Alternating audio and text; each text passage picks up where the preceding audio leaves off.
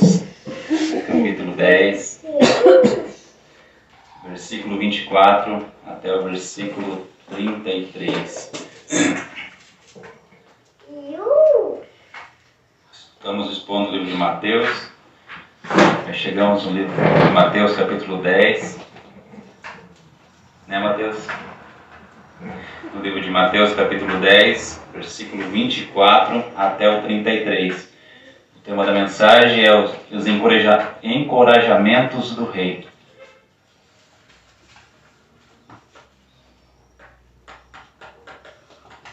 A palavra de Deus diz assim, no livro de Mateus, capítulo 10, versículo 24: O discípulo não está acima do seu mestre, nem o servo acima do seu senhor. Basta o discípulo ser como seu mestre e ao servo como seu senhor. Se chamar o Beelzebul ao dono da casa, quanto mais os seus domésticos. Portanto, não os temais, pois nada há encoberto que não venha a ser revelado, nem oculto que não venha a ser conhecido. O que vos digo às escuras, dize-o à plena luz, e o que vos digo ao ouvido, proclamai-o dos eirados. Não temais os que matam o corpo e não podem matar a alma, temei antes aquele que pode fazer perecer no inferno, tanto a alma como o corpo. Não se vende 2 pardais por um asse, e nenhum deles cairá em terra sem o consentimento de vosso Pai. E quanto a vós outros, até os cabelos todos da cabeça estão contados. Não temais, pois, bem mais valeis vós do que muitos pardais. Portanto, todo aquele que me confessar diante dos homens, também eu os confessarei diante do meu Pai, que estás no céu. Mas aquele que me negar diante dos homens, também eu o negarei diante do meu Pai, que está nos céus. Nós temos aprendido a estudar a palavra de Deus, a ler as Escrituras tendo em vista Cristo. Em João 5,39, Jesus diz: vocês examinam as Escrituras, porque julgam ter nelas a vida eterna, e são elas mesmas que testificam de mim. 2 Pedro 3,18 fala: antes crescei na graça e no conhecimento de nosso Senhor e Salvador Jesus Cristo, a Ele seja dada a glória, assim agora como no dia da eternidade. João 17,3 fala: e a vida eterna é esta, que te conheçam a ti só, por único Deus verdadeiro, e a Jesus Cristo, a quem enviaste. Nós temos visto que o foco de Mateus aqui, ele é o segundo discurso de Jesus. É as instruções de Jesus para os seus apóstolos. Ele separou 12 dos seus discípulos para serem seus apóstolos. E agora ele vai os instruir na sua missão. Nós vimos também que o ministério dos apóstolos é uma extensão do ministério de Jesus, que era pregar, ensinar e curar. O foco principal, nós vimos lá no versículo 6, que eram as ovelhas perdidas de Israel. E eu gostaria de relembrar novamente o esboço do livro de Mateus, conforme nós temos visto. Nós temos visto que o objetivo de Mateus, ele está proclamando, escrevendo o seu livro, que Jesus é o Rei, que Jesus é o Messias, que Jesus é o Cristo, que Jesus é o filho de Davi, que Jesus é o filho de Abraão. Mateus, ele começou falando da gênese da vida de Jesus, do começo da vida de Jesus, do capítulo 1 até o capítulo 4, versículo 11. Do capítulo 4, versículo 12 até o 25, ele vai tratar do ensino de Jesus na Galiléia dos gentios. Do capítulo 5 até o capítulo 7, ele vai falar sobre o primeiro discurso de Jesus, que é o Sermão do Monte. E ele fala da lei do governo de Cristo. Do capítulo 8 até o capítulo 9, Mateus trata do poder do governo de Cristo em resgatar, em curar, em libertar. E agora em Mateus capítulo 10, ele vai tratar do comissionamento dos discípulos, que é o segundo discurso nesse livro de Mateus. Esse segundo discurso ele vai do versículo 5 até o versículo 42. Nós dividimos esse discurso em 4 partes, em 4 assuntos, sendo a natureza da missão, o versículo 5 até o versículo 8, a provisão da missão, ou seja, o sustento dos discípulos, do versículo 9 até o versículo 15, e agora nós estamos falando da oposição, da perseguição que vai acontecer na missão, que vai do versículo 16 até o versículo 39. E depois do versículo 40 até o 42, Jesus vai falar sobre a recompensa da missão.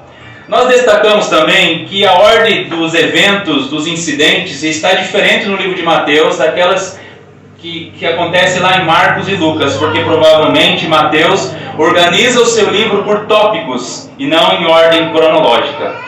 Então agora Mateus vai apresentar o segundo discurso de Jesus. E o nosso objetivo nessa noite, nós falarmos dessa manhã, é nós falarmos sobre os encorajamentos de Jesus Cristo para os apóstolos. Os irmãos me perdoem porque nós estávamos acostumados a fazer o culto de noite, então às vezes vai sair um de noite aqui. E o objetivo também é nós continuarmos olhando com os olhos de Mateus para Jesus. Vamos lá. O primeiro ponto que eu quero tratar com você nessa manhã é os discípulos e o mestre. Está no versículo 24 até o versículo 25, que diz assim: o discípulo não está acima do seu mestre, nem o servo acima do seu senhor. Basta ao discípulo ser como seu mestre e ao seu servo como seu senhor. Se chamar o Beelzebu ao dono da casa, quanto mais aos seus domésticos. O que isso quer dizer? Em primeiro lugar, aqui Jesus está dizendo para os seus apóstolos, mas é aplicado a nós também. Ele diz que da mesma forma que o mestre foi perseguido, os seus servos, os seus discípulos, os seus súditos também serão perseguidos. Jesus está falando de perseguição novamente. Jesus proíbe os discípulos de serem surpreendidos quando sofrerem perseguições. A afirmação de Jesus é que se eles o seguem, se eles são os seus súditos, eles vão ser perseguidos. A afirmação revela algo da percepção de Jesus em relação ao seu ministério e a forma como o evangelho do reino avançaria no mundo. Hoje não é diferente. Nós vemos esse texto é aplicado muitas vezes a nós também. Assim como Cristo foi perseguido por causa das verdades que ele falava, por causa do seu ministério, a igreja de Jesus também é perseguida no mundo. E Jesus repete isso muitas vezes. Como nós vimos em Mateus 5, versículo 10 ao 11, por exemplo, fala: bem-aventurados perseguidos por causa da justiça, porque deles é o reino dos céus. Bem-aventurados sois quando por minha causa vos injuriarem, vos perseguirem e mentindo disserem todo mal contra vós. Nós vimos que os verdadeiros cristãos que seguem Jesus, eles vão ser perseguidos, eles vão ser hostilizados, eles vão ser oprimidos, eles vão ser zombados, rejeitados, maltratados e odiados.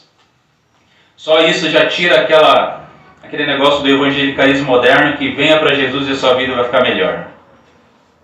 Nós sabemos que não é dessa forma. Os verdadeiros cristãos, eles vão ser rejeitados por esse mundo. Eles vão ser hostilizados por esse mundo. Eles vão ser odiados por esse mundo. Outro ponto que eu gostaria de destacar aqui também é que Jesus fala da humildade. Veja o que João nos diz acerca disso. Em João 13,16 fala: em verdade vos digo que o servo não é maior do que o seu senhor, nem o enviado maior do que aquele que o enviou. E veja o versículo 25, o que diz aqui: basta ao discípulo ser como seu mestre, e ao servo como seu senhor. Se chamar o Beelzebu ao dono da casa, quanto mais os seus domésticos. O nome Beelzebu, ou seja, o deus da sujeira, ou como dizem alguns, o deus das moscas, foi aplicado pelos judeus ao pior dos espíritos malignos, para você entender. Eles supunham que havia alguns demônios piores que os outros. E o cabeça e o mestre desses demônios eles chamavam de Beelzebu. E eles forneceram esse título ao próprio Jesus. Beelzebu é reconhecido no Novo Testamento como o príncipe dos demônios, Satanás, como o próprio Satanás. Por isso, aqui nós vemos que o verdadeiro dono da casa, Jesus, que encabeça a família de Deus, está sendo propositalmente confundido e falado que ele é o dono da casa dos demônios. Carson escreve assim: que a acusação é chocantemente vil. O Messias mesmo rejeitado como Satanás. Sendo esse o caso, por seus discípulos deveriam esperar menos que isso? O evangelista não construiu esse versículo a partir de bocados de Mateus 12, 22 ao 32, como se a acusação tivesse sido dirigida a Jesus apenas uma vez. Ao contrário, Mateus 9, 34 sugere que esse era um insulto frequente. Frequentemente, Jesus era chamado de Beelzebu por eles. Em Mateus 12, 24 fala: mas os fariseus, ouvindo isso, murmuraram: este não espere demônios, senão pelo poder de Beelzebu, maioria dos demônios, maioral dos demônios. Spurgeon, ele escreve assim: bem, então se os homens devem nos dar nomes e maus, precisamos se maravilhar? Cristo será cuspido e desprezado, e você e eu seremos honrados e exaltados? Você já ouviu falar de Godfrey, que entrou em Jerusalém em triunfo, mas que se recusou a ter uma coroa de ouro em sua cabeça, porque ele disse, ele nunca seria coroado de ouro, onde Cristo foi coroado de espinhos. Então você espera ser honrado no mundo onde seu Senhor foi crucificado? Quantas vezes nós, como servos de Deus, esperamos que esse mundo nos honre? Esperamos que as igrejas encham de pessoas que se admirem do trabalho evangelístico, se admirem do que a igreja de Jesus está fazendo. Veja, recentemente uma moça cantou uma música num evento onde falava do evangelho de fariseus. O mundo aplaudiu de pé, porque o mundo odeia a igreja. O mundo gosta de falar que a igreja só tem problema, a igreja só tem hipócritas, a igreja só tem pessoas que não compartilham a mensagem da palavra de Jesus verdadeiramente. Não foi isso que o mundo fez? Quando eu ouvi a música e eu ouvi as pessoas comentando, eu vi pessoas que odeiam a igreja, pessoas que não querem saber de Jesus. E Jesus aqui ele está nos dizendo que nós devemos perseverar em meio a tudo isso. E de fato esse consolo é suficiente para tirar toda a tristeza do nosso coração, se considerarmos que a nossa sorte é compartilhada com o Filho de Deus. Em Hebreus 12, versículo 1 ao 3, está escrito sobre isso. Você pode abrir em Hebreus capítulo 12, versículo 1 até o versículo 3. Veja o que a Escritura nos diz. Hebreus capítulo 12,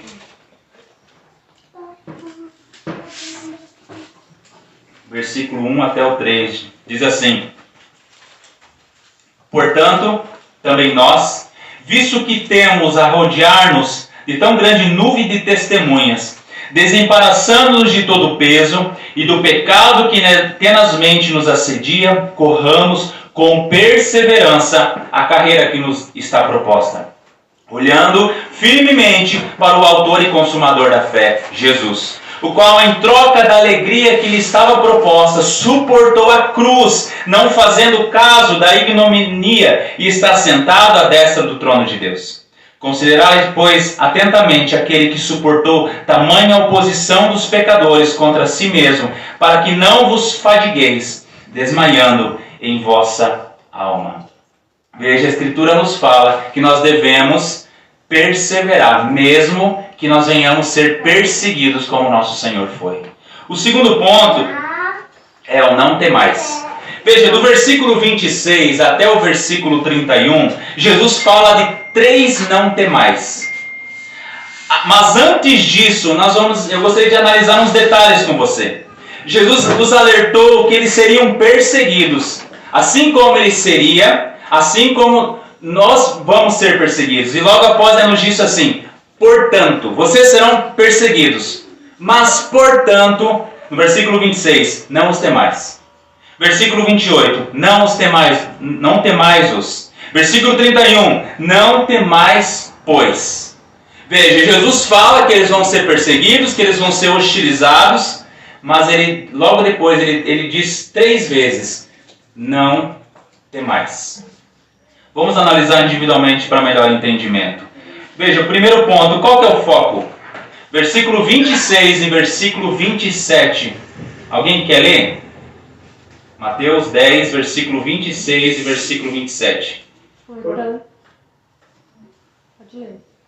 Portanto, não os temais, pois nada há encoberto que não venha a ser revelado, nem oculto que não venha a ser conhecido. O que vos digo às escuras, dizei-o à plena luz. O que se vos diz ao ouvido, proclamai-o dos eirados. O que Jesus está dizendo aqui? Esse texto muitas vezes é utilizado para afirmar que um dia tudo será revelado. Como se um dia nesta vida tudo que está encoberto será revelado, redescoberto, vai ser descoberto, vai ser revelado. Vão descobrir que você está assistindo o BBB. Um dia vão descobrir. Então vão descobrir que você está fazendo tal coisa de errado. Não é muitas vezes as pessoas falam? Mas nós sabemos que muitas coisas nesta vida não serão reveladas, não serão conhecidas. Mesmo nós sabendo que para Deus nenhuma coisa está encoberta. Tudo está revelado e nada está oculto. Mas é sobre isso que Jesus está falando aqui? Vamos analisar à luz das Escrituras. Veja, o primeiro ponto que eu gostaria de falar com você é sobre o cumprimento para os próprios apóstolos. Veja, portanto não temais, pois nada de encoberto que não venha a ser revelado, nem oculto que não venha a ser conhecido. O que vos digo às escuras, dizei-o à plena luz, e o que vos digo ao ouvido, proclamai os eirados. E Marcos 4, 21 ao 23 diz assim: também lhes disse, vem porventura a candeia para ser posta debaixo do alqueire ou da cama? Não vem antes para ser colocada no velador? Pois nada está oculto senão para ser manifesto, e nada se faz escondido senão para ser revelado. Se alguém tem ouvidos para ouvir, ouça. Olhamos para o texto. Jesus aqui fala da mesma coisa, mas utiliza uma parábola sobre uma candeia. A candeia, o que era uma candeia? A candeia era uma lâmpada dos tempos de Jesus. O que Jesus está nos dizendo? Para entendermos isso, nós precisamos olhar também para o ministério terreno de Jesus. Durante o ministério terreno de Jesus, muitas das coisas estavam ocultas. Jesus falava e muitas pessoas não entendiam. Ainda não estava sendo revelado. Muitas vezes Jesus explicava pessoalmente para os apóstolos determinadas coisas, mas eles não compreendiam de forma clara. Mas viria o dia, a partir da ressurreição, em que tudo começaria a ser revelado. O que está sendo dito, mas ainda não está muito claro aqui? O Evangelho. Naquele momento, o Evangelho estava encoberto. Mesmo os apóstolos não conseguiam entender o que era realmente o ministério de Jesus. Era um ministério político? Jesus ia tirar os poderes de Roma e ia governar como rei de Israel novamente? Ia ser como Davi, um grande rei que todo mundo iria ver ele no seu trono naquele momento? Os apóstolos ainda não sabiam, os ensinamentos estavam ainda encobertos, o Evangelho ainda estava encoberto. Mas depois da ressurreição de Jesus, as luzes seriam acesas, as cortinas seriam abertas, o Evangelho seria revelado e este é conhecido. A verdade deve emergir. Talvez agora o Evangelho, naquele momento, e o seu trabalho dos discípulos, eles não fosse muito visível. Nós entendemos isso quando nós começamos a ler as Escrituras e entender a vida dos apóstolos. Muitos deles se questionavam entre si. Aonde que nós vamos chegar? Quando Jesus falou que ele ia morrer, eles se levantaram. Não, capaz, não vamos deixar isso acontecer. Eles ainda não entendiam o que era o ministério de Jesus. E se a verdade emergirá no fim, quão sábia seria a decisão de declará-la total e corajosamente agora. Então veja, o foco aqui é o Evangelho, a proclamação do Evangelho. Veja o que diz o versículo 27. O que vos digo às escuras, dizei-o à plena luz. E o que vos diga ao ouvido, proclamai-o dos eirados. Os eirados eram um tipo de telhados planos das casas palestinas. Forneciam um excelente lugar para os palestrantes. Naquela época não tinha microfone, não tinha caixa de som. Então eles tinham que ficar em lugares mais altos para serem entendidos. E em um sentido, os apóstolos tinham de ter mais ministério público que Jesus mesmo. Nós entendemos isso, que Jesus fala que eles fariam obras maiores. Que tipo de obras eram elas? Pregar o Evangelho para toda a criatura, em todo o mundo. Enquanto Jesus estava concentrado em Israel, os apóstolos de Israel, depois o Evangelho foi para todos os lugares. Ele disse-lhe coisas em particular, algumas das quais eles só entenderam depois que Jesus ressuscitou. E eles deveriam ensiná-las de forma clara. Veja, dizei-o à plena luz, proclamai-o dos eirados. Eu gostaria de compartilhar um texto de Calvino sobre isso. Ele fala assim: quando os apóstolos viram o Evangelho tão desprezado e lembraram o pequeno número de crentes, eles poderiam jogar fora a esperança, mesmo para o futuro. Cristo agora enfrenta essa dúvida, declarando que o Evangelho seria amplamente divulgado, por fim se elevaria superior a todos os obstáculos que possam surgir dos homens e se tornaria conhecido em geral. O ditado, nada é coberto que não seja revelado, parece ser um provérbio. Mas o restringirmos de maneira especial a doutrina da salvação, que Cristo promete que será vitorioso, qualquer que sejam os artifícios dos homens para se oporem a Ele. Embora ele às vezes pregasse abertamente no templo, ainda assim, como sua doutrina foi rejeitada, ele ainda estava oculto nos cantos das trevas. Mas ele declara que a hora de proclamar virá. O que sabemos aconteceu tão depois. Em nenhuma parte da terra houve trovão tão ouvido como a voz do Evangelho, que ressoou por todo o mundo.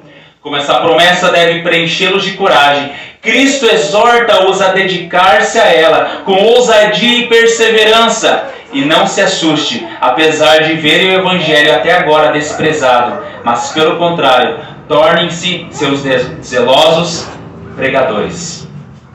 Veja, esse texto aqui, ele está dizendo sobre o Evangelho do Senhor, que naquele momento ainda não estava revelado. Mas existe um segundo cumprimento, que é o cumprimento futuro. Há também um cumprimento futuro para aquilo que Jesus disse. Mesmo que esse não seja o objetivo primário, mesmo que ele não seja exatamente o que Jesus está dizendo aqui. Em segundo plano, Jesus está dizendo que no dia do juízo, tudo será trazido a público. Toda hipocrisia será desnudada. Todos os homens serão indesculpáveis perante Deus. Segundo ponto sobre os não temais, a quem se deve temer? Versículo 28, alguém quer ler?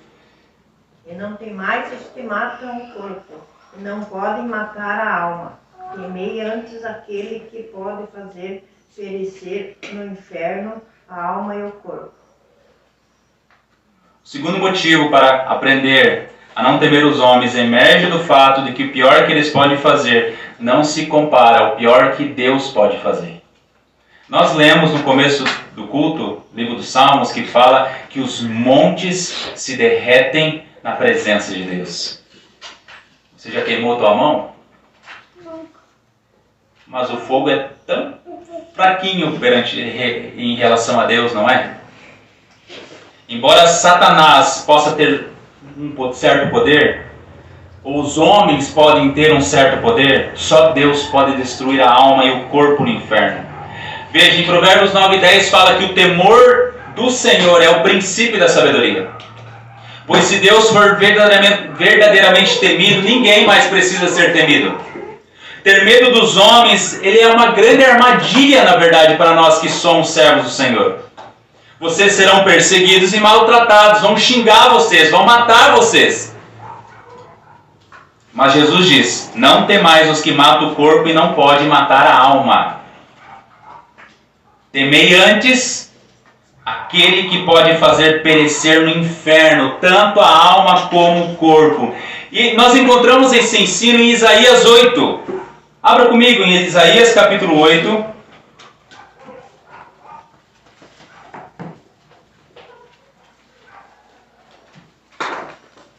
Versículo 12 e versículo 13.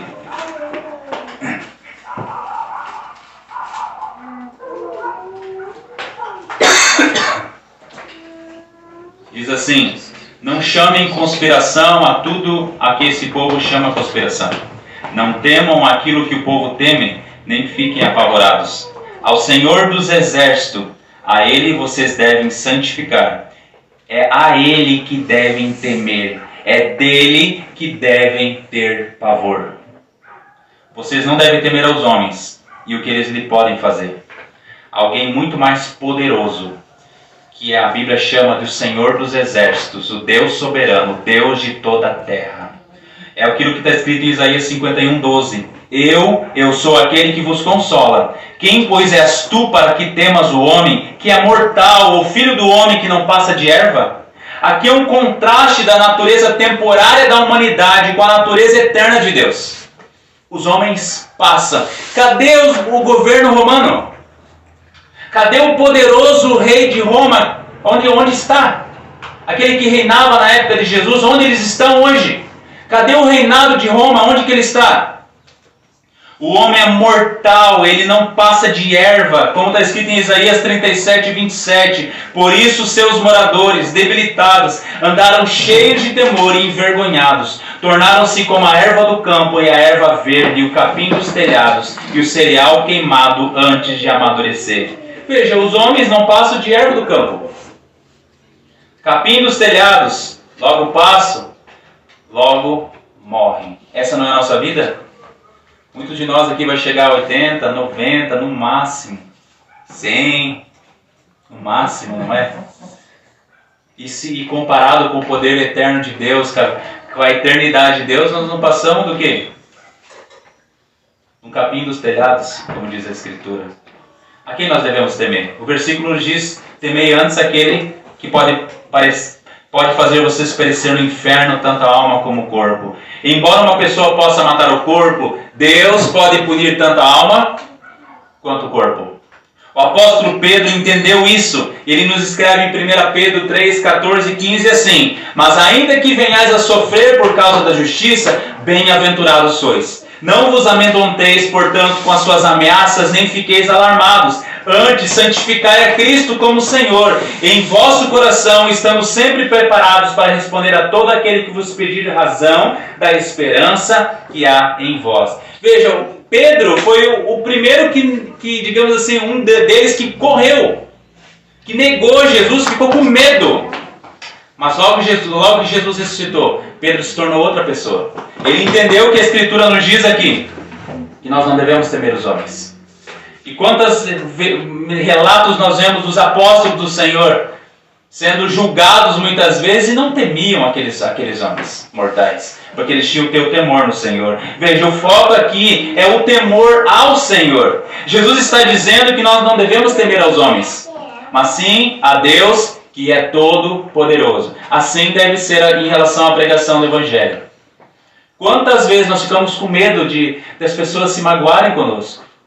As pessoas estão muitas vezes sentadas na BR-101 e está vindo uma carreta na direção delas. Nós chegamos: será que você está fazendo certo? A pessoa fala: eu estou. Então tá bom, desculpa. Assim que nós devemos falar? Uma hora ou outra a carreta da ira de Deus vai vir sobre ela. E não vai ter mais volta. Vejam, o Tiago, o irmão de Jesus, que foi listado como um dos filhos de Maria, que era incrédulo durante o ministério de Jesus, ele nos escreveu em Tiago 4,12: um só é legislador e juiz, aquele que pode salvar e pode fazer perecer. A vida e a morte estão nas mãos de Deus. Por que então nós tememos os homens? A eternidade está nas mãos de Deus, o soberano de toda a terra. Nada nem ninguém pode nos fazer mal, se assim não o foi decretado por Deus. Ou descansamos e nos alegramos na vontade de Deus, ou não confiaremos nele verdadeiramente. Se nós não descansarmos e nos alegrarmos na vontade de Deus, nós não vamos confiar em Deus verdadeiramente. A Bíblia nos fala que nós não devemos estar ansiosos por coisa alguma. Mas quantas vezes nós ficamos ansiosos pelas coisas? Ficamos temerosos pelo que vai acontecer. O ano passado nós falamos, o ano retrasado, nós falamos tanto sobre governos. Quantas pessoas ficaram temerosas com governos. Mas nós vemos na Escritura tantos governos que vêm e passam e Deus continua reinando para sempre. Terceiro, não temais. Em quem se deve confiar? Versículo 29 até o 31. Alguém quer ler?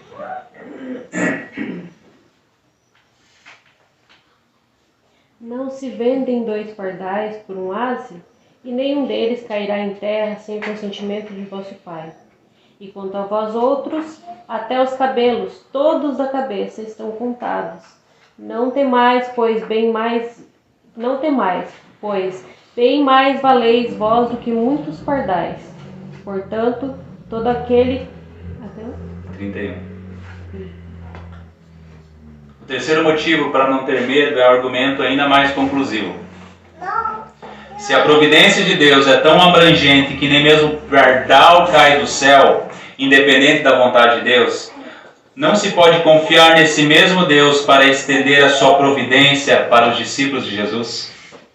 Deus cuida até mesmo dos pássaros. Será que Deus não é capaz de cuidar das nossas vidas? Irmãos, o pardal, como diz ali, ele era usado como alimento de pessoas muito pobres.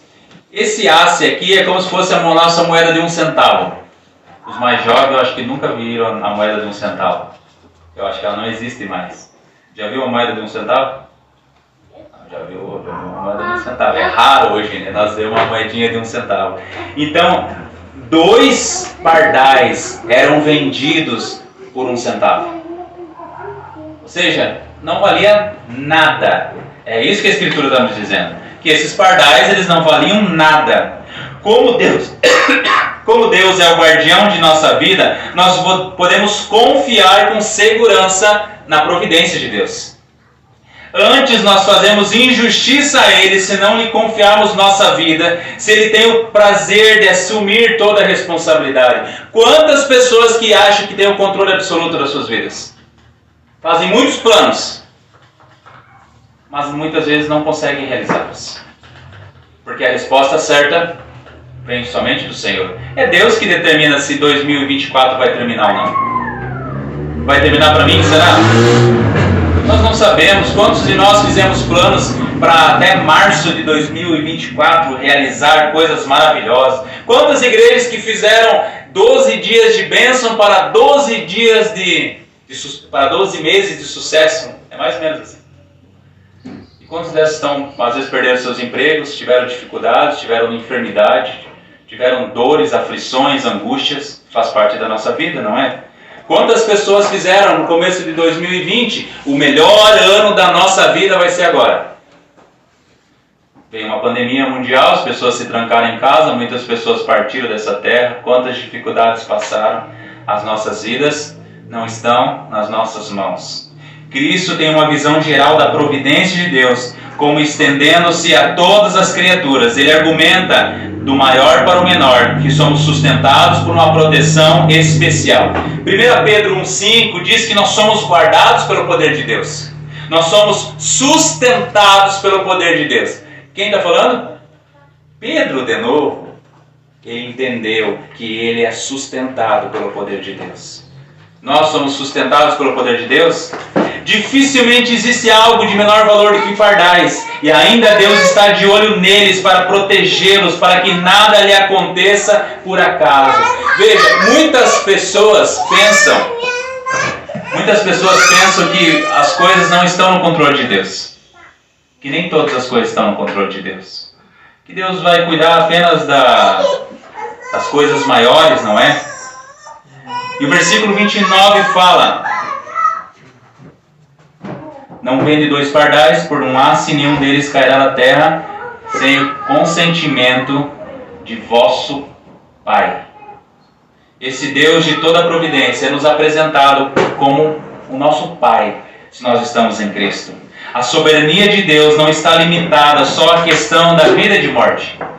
Deus não apenas determina quem vai viver, quem vai morrer, mas até os mesmos fios do nosso cabelo são contados. Viu, irmão Juninho? Do irmão é mais fácil de contar. Assim, o terceiro argumento de Jesus contra o medo é o exato oposto do que é habitualmente sugerido. As pessoas dizem que Deus se preocupa apenas com coisas grandes. Não se preocupa com detalhes. Mas a Bíblia nos mostra, as Escrituras nos mostram, nós temos aprendido que Deus cuida tanto das coisas grandes, tanto quanto das coisas pequenas. Tanto quanto dos pequenos detalhes. Jesus diz que a soberania de Deus sobre os mínimos detalhes nos dá a segurança de que Ele também dirige os assuntos menores. Não temais, pois, bem mais valeis vós do que muitos pardais. Calvino escreveu assim: há aqui 2 coisas a serem observadas. Primeiro, Cristo faz um relato muito diferente da providência de Deus do que é dado por muitos que falam como os filósofos. E nos diz que Deus governa o mundo, mas ainda assim imagina a providência como um tipo confuso de arranjo, como se Deus o fizesse não ficando de olho em cada uma das criaturas. Agora Cristo declara que cada uma das criaturas em particular está sob sua mão e proteção, para que nada seja deixado ao acaso. Muitas vezes nós não conseguimos entender a providência de Deus nas nossas vidas, mas Deus cuida de todos os detalhes. A hora que nós acordamos hoje, quantas voltas em volta aqui do local para achar a igreja aqui hoje, nós temos que dar. Tudo faz parte da providência de Deus. Inquestionavelmente, a vontade de Deus é contrastada com contingência ou incerteza, pois uma coisa é imaginar uma necessidade envolvida em uma complicada cadeia de causas, e outra coisa é acreditar que o mundo e todas as partes dele são dirigidos pela vontade de Deus. A nossa mente é extremamente limitada para nós entendermos a transcendência de Deus. Como que as coisas acontecem? Mais de 8 bilhões de pessoas no mundo e Deus controlando cada detalhe da vida delas. Deus controlando cada detalhe de cada animal que vive, de cada planta que vive. Nós conseguimos imaginar? Eu não consigo cuidar nem dos meus 2 filhos o tempo inteiro. A gente dorme, muitas vezes nós temos que dormir, não é? Eles estão nas mãos de Deus. A segunda coisa a ser observada é que devemos contemplar a providência, não como pessoas curiosas e volúveis costumam fazer, mas como um terreno de confiança e entusiasmo para a oração. Quando Ele nos informa que os cabelos em nossa cabeça estão numerados, não é para incentivar especulações triviais, mas para instruir-nos a depender do cuidado paternal de Deus, que é exercido sobre esses corpos frágeis. Terceiro ponto, versículo 22 e versículo 32 e versículo 33, fala sobre confessar. Veja, portanto, todo aquele que me confessar diante dos homens, também eu confessarei diante do meu Pai que está nos céus. Mas aquele que me negar diante dos homens, também eu negarei diante de meu Pai que está no céu. Ele agora aplica o seu assunto atual ao que anteriormente dizia, da maneira geral, sobre o desprezo pela morte. Nós devemos lutar contra o pavor da morte, nós devemos lutar contra o medo, nós devemos lutar contra as aflições, contra as angústias, tendo em vista a nossa confissão em Cristo. Nós amamos o Senhor, nós cremos nele, nós realmente vamos perseverar até o fim, como diz a Escritura. Então nós temos que manter os nossos olhos fixos em Jesus, porque muitas pessoas dizem assim: agora eu vou servir ao Senhor. Amanhã perde o emprego por causa disso.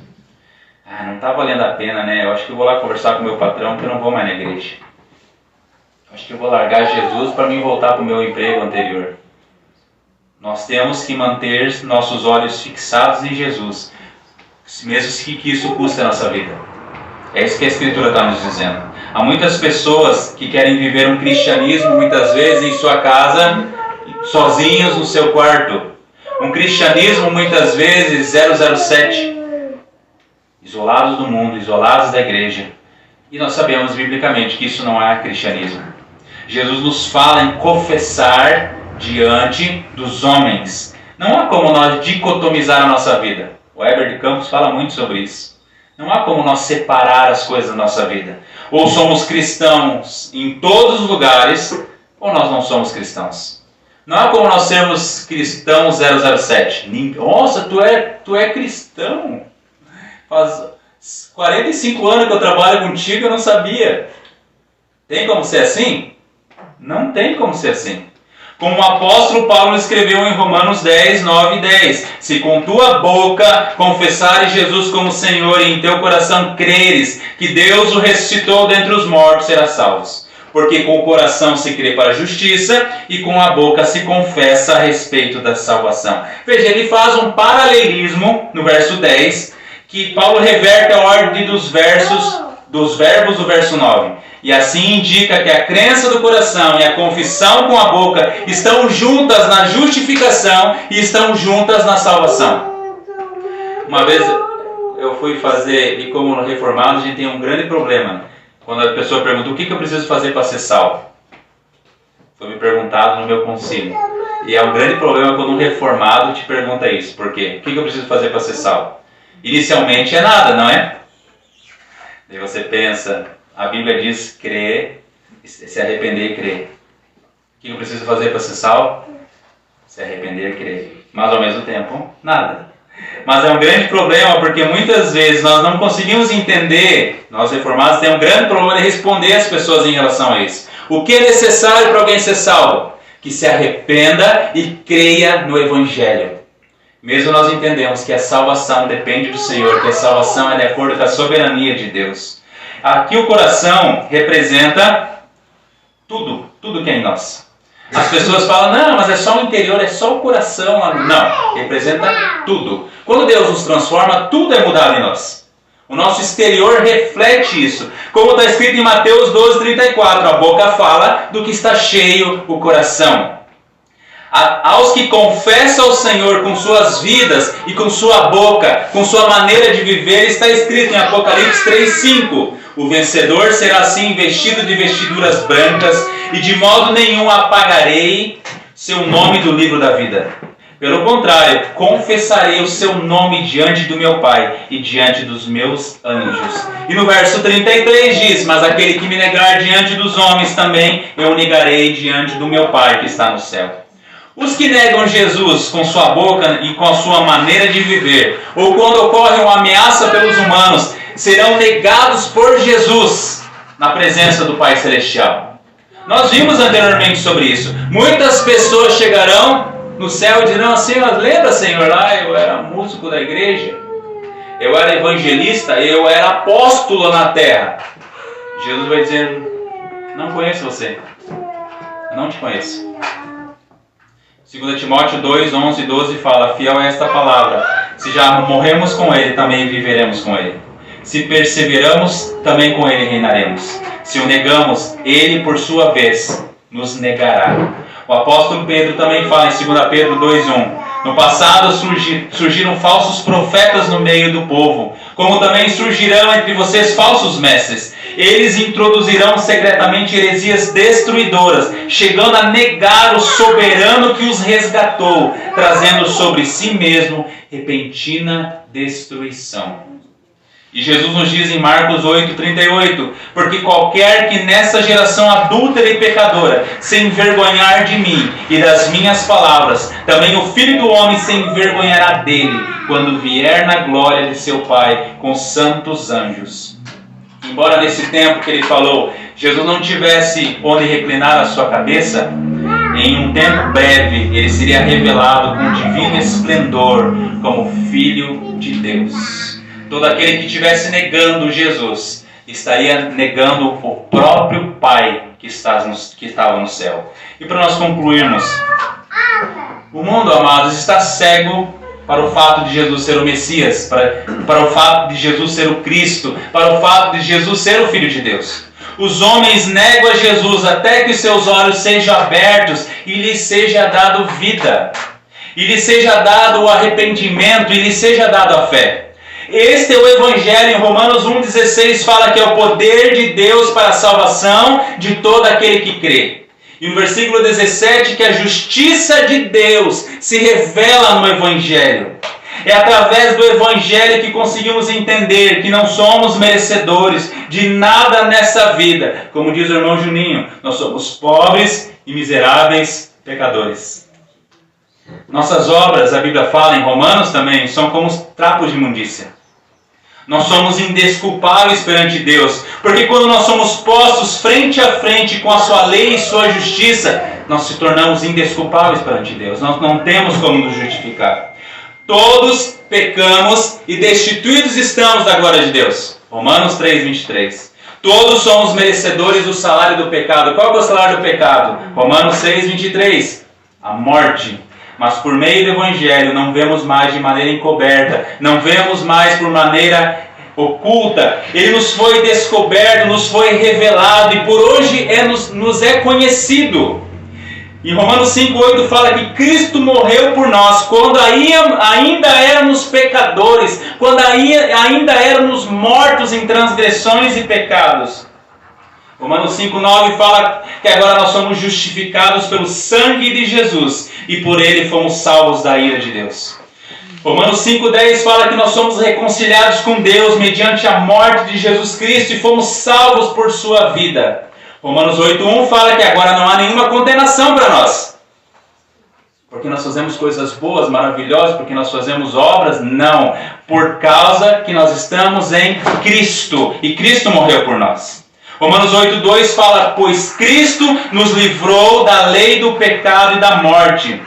Romanos 8:14 fala, e porque nós recebemos o Espírito Santo e somos guiados por ele, nós somos agora filhos de Deus.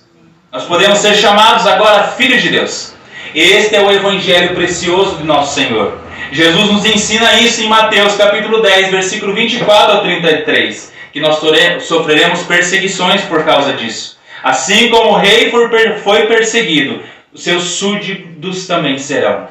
Segundo, o evangelho deve ser pregado, porque esse agora está revelado para nós. Nós precisamos pregar para que esse seja revelado também a outras pessoas, pessoas que muitas vezes nós amamos, mas não apresentamos o evangelho para eles. Embora uma pessoa possa matar o corpo, amados, Deus tem o poder sobre a vida e sobre a morte.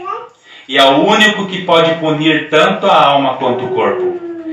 E Deus é soberano sobre todas as coisas. Ele tem o controle absoluto sobre tudo, desde a queda do pardal até o número de fios de cabelo na cabeça. Os que negam Jesus com a sua maneira de viver, ou quando ameaçados, serão negados por Jesus na presença do seu Pai Celestial.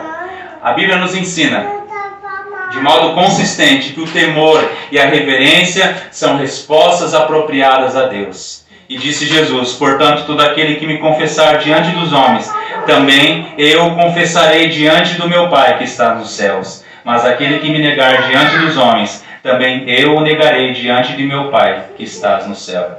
Louvado seja o nome do nosso Senhor.